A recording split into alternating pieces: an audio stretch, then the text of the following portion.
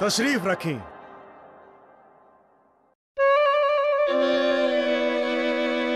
ये के बा राजा दरबार आज कहने के आई? दरअसल वो छुट्टी पर गई बाड़े। उनकर 3 गो बच्चा होखे वाला बा। 3 बच्चा? हाँ जहाँ पना उनकर 3 बीवी गर्भवती बाड़ी। चलिए खैर बताइए आज के मुद्दा का बा। फूफू कबूतर फारस के राजा के संदेश लेके आइल बा। तो लेके आई कबूतर के? अरे संदेशा लेके आई, कबूतर के का करब? कबूतर खाइब हम? ओह वो तो हम लाइल बानी। ई रहल। हाँ तब पढ़ी। हाँ पढ़े के भी बा।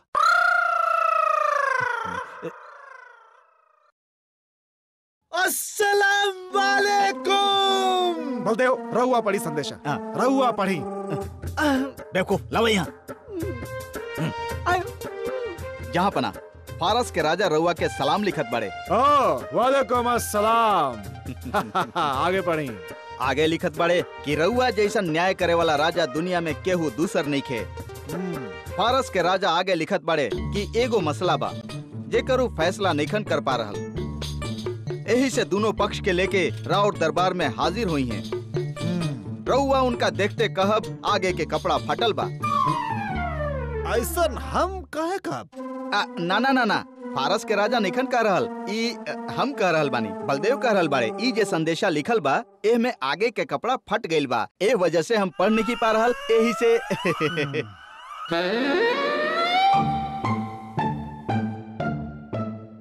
शहंशाह अकबर के फारस के राजा के सलाम।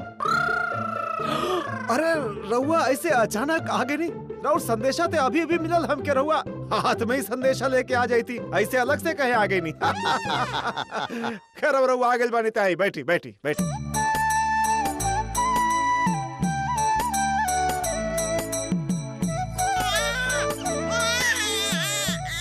मित्र हमार संदेशा अब मिलल बरुआ के? हाँ हम कहते अभी भी मिलल।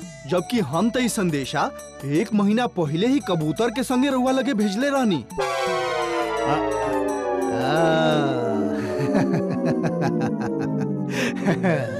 अब समझ में आयल कि कबूतर इस संदेशा रउआ लगे देर से काहे पहुंचौलक। अब रउआ समझ में आ गेल तो हमहू के समझाई काहे। सावन के महीना बा मित्र। कबूतर मियाँ पूरा रास्ता इश्क लड़ावत आयल होखी हैं। ओहो और कबूतर काफी इश्क लड़ाइले होखी। का संदेशा भी फट सा गइल बा। हाँ बताई कैसे आयल है? मित्र रउआ के हमरा यहाँ आवे के वजह त पता चल ही गइल होखी। हाँ वही हम जानल चाहत बानी ऐसा कौन मसला बा जेकर फैसला रउआ कर ना पा रहल बानी? मित्र बड़ा ही गंभीर मसला बा। ई दोनों सगी बहन बाड़ी, तारा और सितारा। ई दोनों के एके संगे शादी भइल रहल। दोनों के बच्चा भी एक संगे भइल। बाकी दोनों में से केहू एक के बच्चा जन्म के दौरान ही गुजर गई। माफी चाहब। गंभीर मसला ई बा कि दोनों तारा सितारा दावा कर रहल बाड़ी कि बच्चा उनकर ही बच्चा बा। अब हमार समझ में नइखे आ रहल कि ई बच्चा ई दोनों में से आखिर बा के कर। अब ये हमार सामने सबसे बड़ समस्या बा मित्र। अब रउआ हमार मित्र बानी ते इस समस्या के उपाय बताई। जहाँ पना असली माँ हम बानी। ना जहाँ पना असली माँ हम बानी। ना हम बानी। हम बानी। हम बानी। हम बानी। हम बानी। हम बानी। हम बानी। अरे हम बानी। रुकी रुकी रुकी रुकी रुकी रुकी। बैठ जाए रहुआ बैठ जाए। चूंकि मसला एगो बच्चा के भविष्य के बाद यही से हम कौन भी फैसला जल्दबाजी में नहीं लेवे के चाहत। ये मसला के फैसला हम जुम्मा के दिन ले। तब तक रहुआ शाही मेहमान बन के हमारे राजमहल में रहा। सिपाही हमारे मेहमान के मेहमान कक्ष तक पहुंचा दिहल जाए।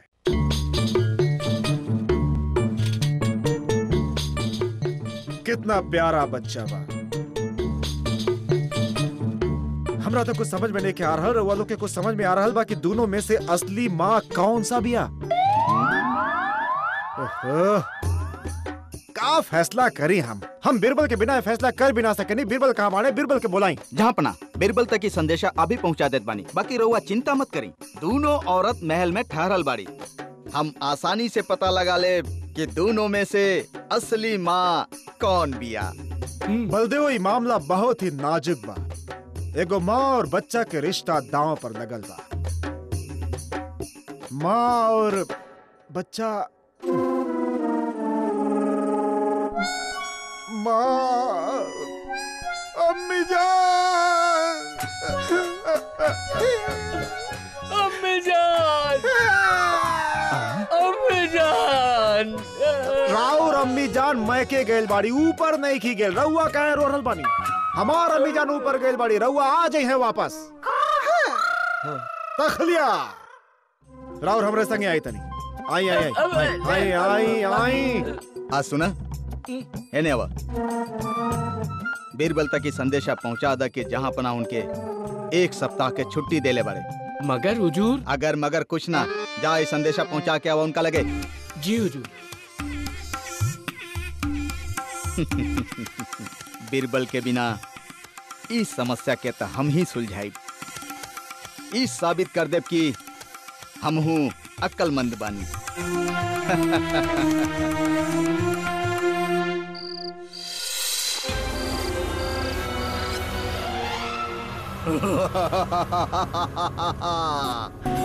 देवी लोग, तुहार कमरा में यमराज आ रहल बा।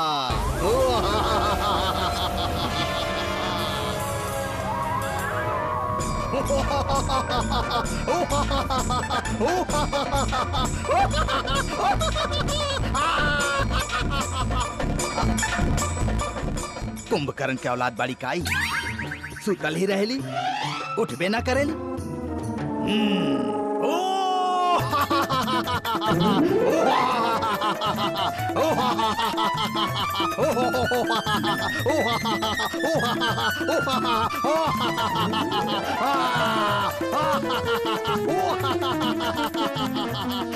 ए सितारा, मुन्ना के जल्दी उठावा, देखा तमाशा दिखाए वाला आइल बड़े।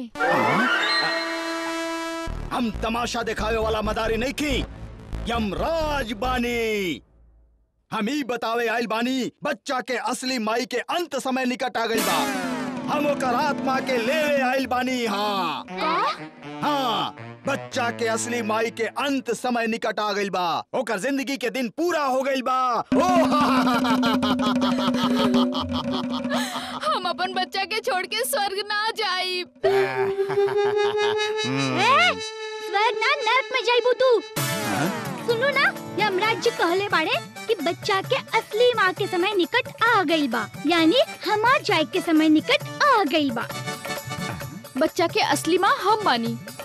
ए, मुँह देखा अपन आईना में। हाँ, असली माँ हम बानी। हम बानी, हम बानी, हम बानी, हम बानी, हम बानी, हम। अरे का हम लगा के रख ले बाड़ू। यदि तू लोग ना बतौलू कि बच्चा के असली माँ के बा, तो हम बच्चा के ही यमलोक लेके चल जाए। बच्चा के हाथ भी मत लगाइहा, ना तो वरना का तू हमार बेटा के यमलोक लेके जाइबा। अब तक तू भी वापस हम लोग ना जा पाई भाई यमराज। चला तारा, चला सितारा।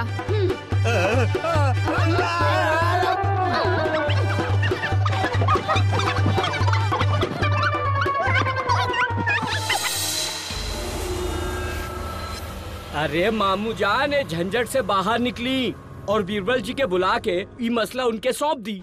ना भांजा, ई मसला ता हम ही सुलझाई। कैसे? हम ओ में से एगो से शादी करे जा रहल बानी। का? हमके पता बा पिताजी, जदी रहुआ हमार माँ के छोड़ के दूसर शादी कईनी ना, तहन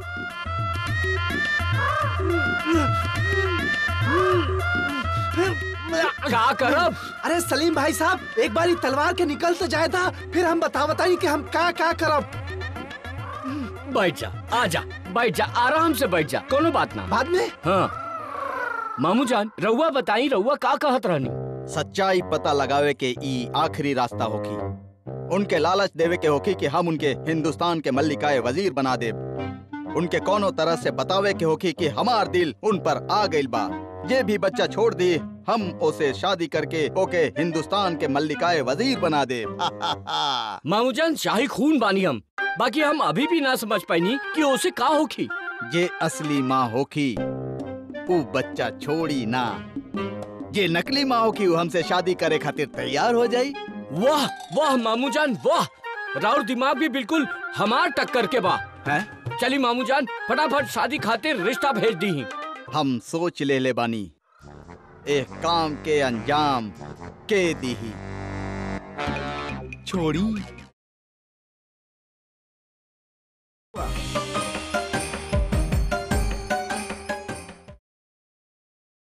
ये लिही दशहरी आम हमार गांव के खासियत बा। हम खास वहाँ से मंगवाले बानी। लिही लिही। शुक्रिया। छोड़ी आम ना। अच्छा अब हम छोड़ी देल बानी तो हम रउआ दोनों के वजन कर लेत बानी। काहे? काहे रउआ दोनों में से केहू एक के हमके सोना से तौले के बा। सोना से? काहे? हाँ काहे कि ई यहाँ के दस्तूर बा। हमार वजीर आजम के मल्लिकाए वजीर के हमनी के सोना से तौले नहीं जा। मल्लिकाए वजीर? हाँ मल्लिकाए वजीर जी हमनी के वजीर आजम के मल्लिका होखेली, उनके हीरा के ताज मिलेला। के बा मल्लिकाए वजीर? देखी हमार वजीर आजम के रउआ दोनों पसंद आ गइल बानी। रउआ दोनों में से वो केहू एक से शादी करे चाहत बाड़े। जी बच्चा के छोड़े खातिर तैयार होके वो वही से शादी कर ली है और ओके बना दी है मल्लिकाए वजीर। अरे सोची ऐसा मौका केहू और के ना मिलेला मल्लिकाए वजीर बने के। 50 किलो सोना, हीरा के ताज, जागीर तख्तो ताज। सोची हमके बने के बा मल्लिकाए वजीर। छोड़ी हम बच्चा के छोड़े खातिर तैयार बानी। चाओ माँ गिली गिली गिली गिली गिली। पता बा हमके पता बा। तो के पता बा? ना उर्वशी जी, इता हमार तकिया कलाम बा। हमके पता बा। हाँ रहुआ बताई। छोड़ी सब और हमार बात सुनी। सितारा अपन बच्चा के छोड़ के वजीर मल्लिका बने के तैयार हो गइल बिया। हाँ? और हमके पता चल गइल बा कि ओकर असली माँ के बा। हाँ। अब बताई हम जहाँपना से का तोहफा मांगी? हमके मांगला। हम चलत बानी।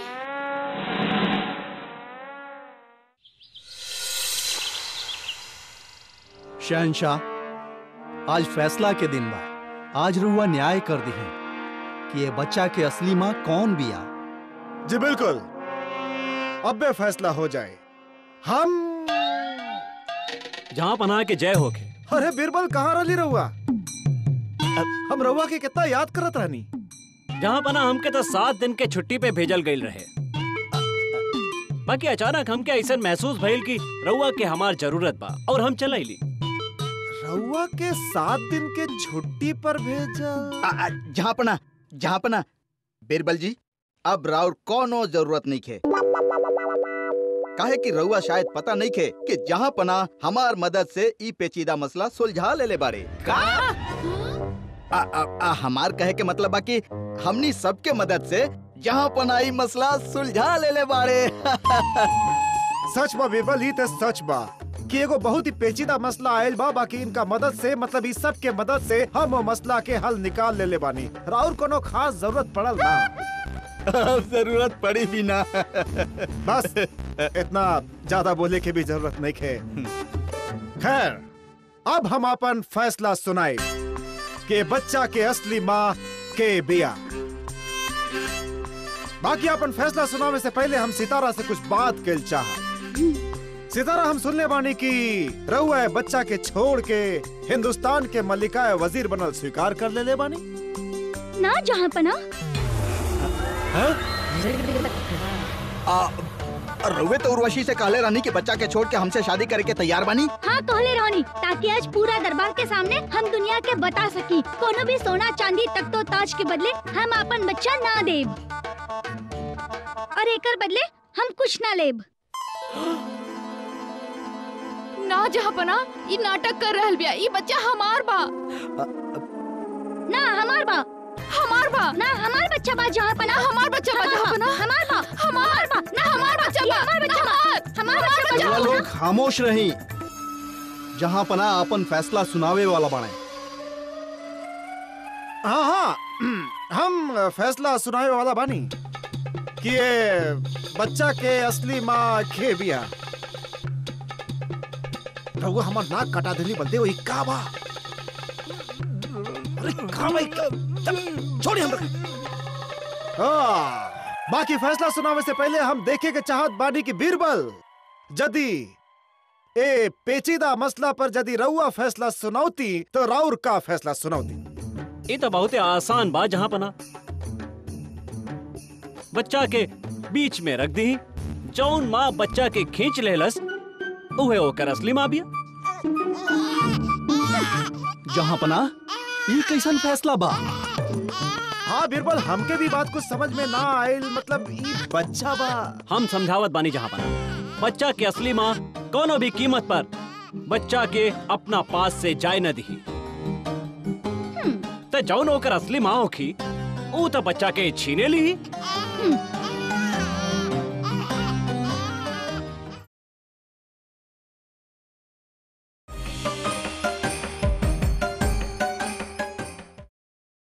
बीरबल कह रहल बाड़न त आजमा के देख लिहल जाए। त बच्चा के तनिहा ला के रख दिहल जाए और रउआ दोनों बच्चा के छीने के कोशिश करब और जे बच्चा के छीन ली होके बच्चा के असली माँ घोषित कर दिहल जाए।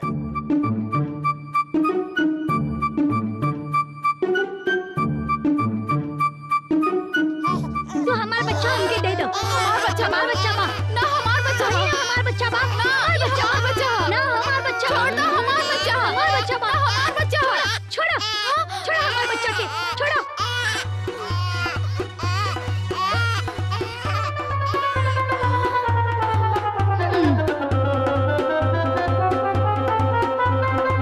सत्य के जीत भइल जहाँ पना हमार बच्चा हमके मिल गइल।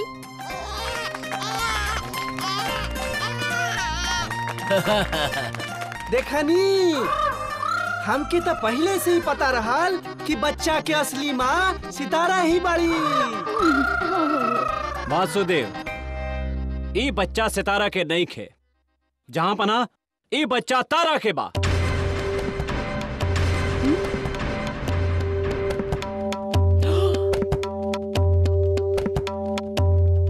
बाकी बच्चा तो हम छीन ले बानी ना। और बच्चा छीन के रउआ साबित कर देली कि बच्चा राउर हो ही ना सकेला। जहाँ पना ई दोनों के छीना झपटी में जब बच्चा के तकलीफ भइल तो ओकर असली माँ से बर्दाश्त ना भइल। उ बच्चा के जुदाई बर्दाश्त कर सकत रहे बाकी बच्चा के तकलीफ होके ओके मंजूर ना रहे। और जहाँ पना ऐसन कुर्बानी सिर्फ एगो असली माँ ही दे सकेले। यही से बच्चा सितारा के ना तारा के बा।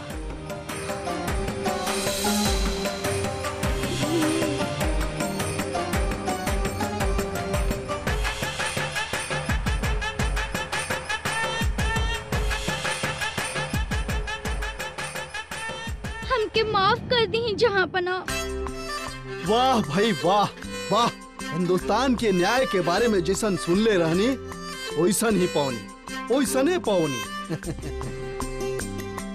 शुक्रिया बहुत बहुत शुक्रिया। हमके तो पहले से पता रहल कि बच्चा के असली माँ के बिया। बाकी बीरबल आज फिर रउआ एक बार हमके खुश कर देनी।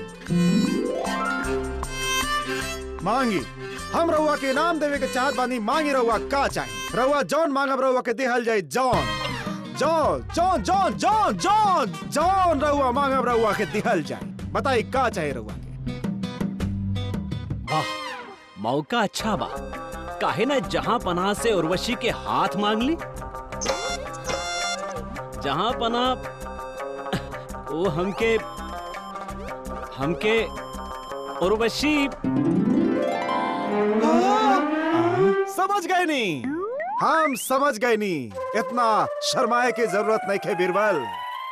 उर्वशी अरे उर्वशी रहुआ। उर्वशी हम तो समझ गए नी कि बीरबल का मांग रहल बाड़न। बाकी का रहुआ समझ गई नी।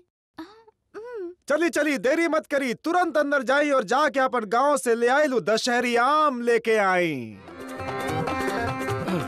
काहे के बीरबल दशहरी आम खाइल चाहत बाड़न। आम हमके पता रहा।